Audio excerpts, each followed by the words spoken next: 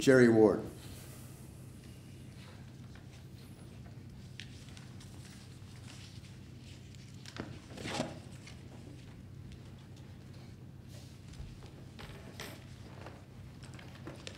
Hello. Hi, Jerry. I'm speaking as an individual that has served and represented our neighborhood association, South Portland, for over 35 years. I now serve as South Portland's representative on the PDC, North Macadam Urban Renewal Advisory Committee. I'm an architect planner that has been involved in transportation land use issues for decades. South Portland extends from Selwood Bridge to the south end of the waterfront park. We have 5 major transportation corridors and recently added a trolley line and even an aerial tram. We are inundated with existing transportation. While recently serving on our PDC URAC Budget Committee, PDOT identified over 32 vehicular major projects, new improvements and improvements for our area. Preliminary costs total over $280 million. The question becomes, how many of these are even planned, funded, or completed? None.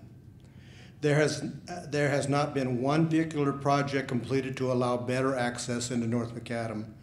3 major projects, the South Portal, Central Portal, and North Portal, to help address the transportation problems haven't even been planned or funded.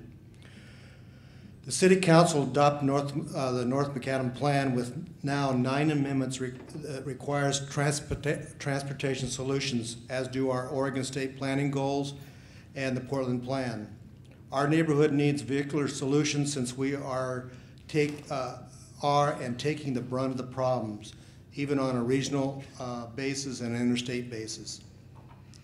In regards to Milwaukee Light Rail through our urban rural area, our URAC voted almost a year ago in July that we would accept the first $10 million that Sam Adams took without a discussion or a vote from our North Macadam URAC in TSDC dollars. But in the motion, but we opposed the additional $10 million in TIF dollars from North Macadam that Adams again took without any URAC discussion or vote. Our URAC voted unanimously against the additional $10 million. This vote was never conveyed to City Council and PDC Board in writing. So in October, our URAC voted again unanimously to reaffirm in writing our opposition. Does this board know of our position on Milwaukee Light Rail based on these 2 votes?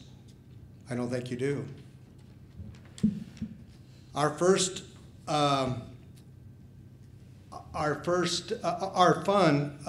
fundamental reasons for discussions of these votes is that North Macadam has had a difficult funding problem to complete many of our required projects.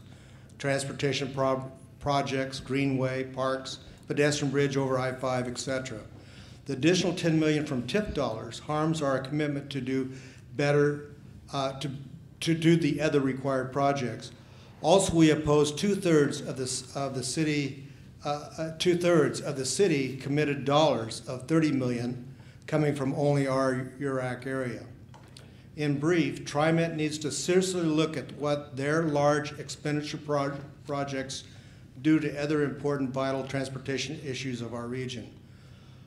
North Macadam in general and the Milwaukee Light Rail is a good example of how harm is being done to other projects. And these are special budgetary times. Milwaukee Light Rail is a 1.4, even Art Pierce of PDC even says it could go on 1.5 million, 1.6 million. That this project is not funded in its entirety by the City of Portland, by Milwaukee, and Clackamas County.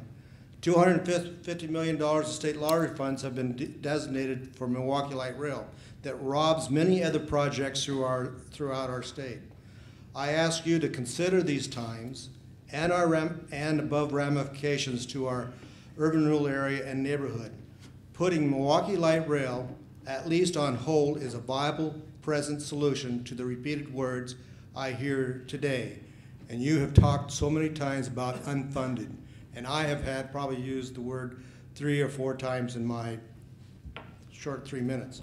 Again, did this TriMet board know of your acquisition on Milwaukee Light Rail? Just one brief thing. I know you're going to cut me off. I agree with what John Charles said about the Milwaukee Light Rail funding and somewhat of the input of this vote that you had on essentially Milwaukee Light Rail happening before public input.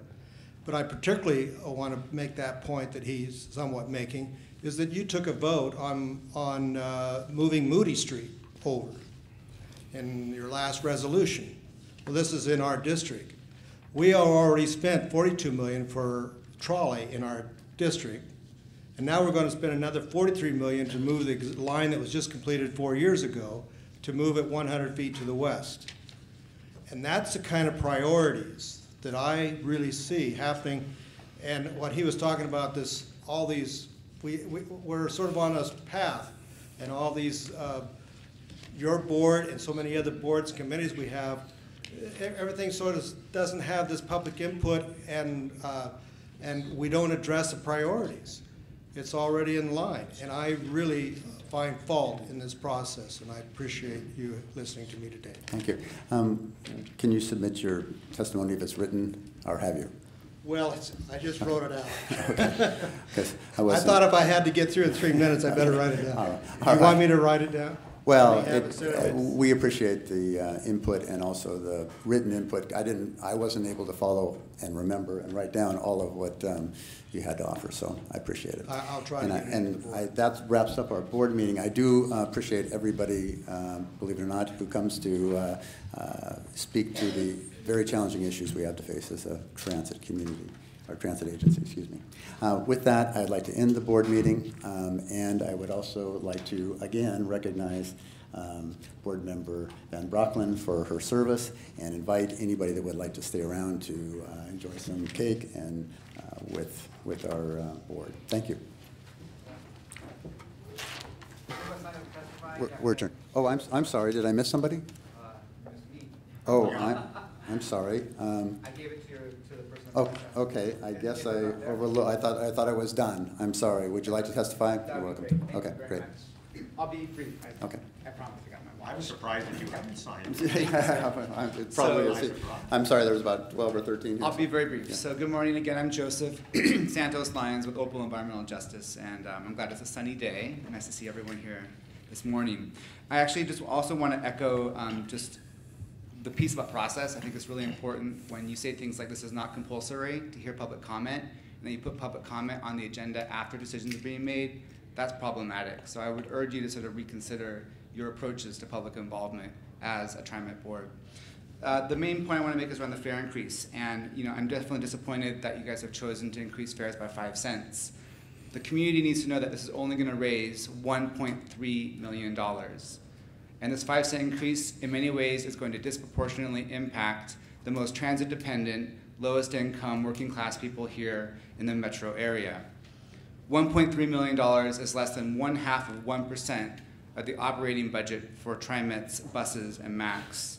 This is a small amount of money, but 5 cents for someone who rides the bus, particularly folks who take the popular 2-zone fare, which is now $2.05, creates yet one more hardship. And so as you begin budgeting for the next year, I urge the board to roll back this fare increase and to put a moratorium on any future fare increases. The fare increases have raised over 70% in the past decade.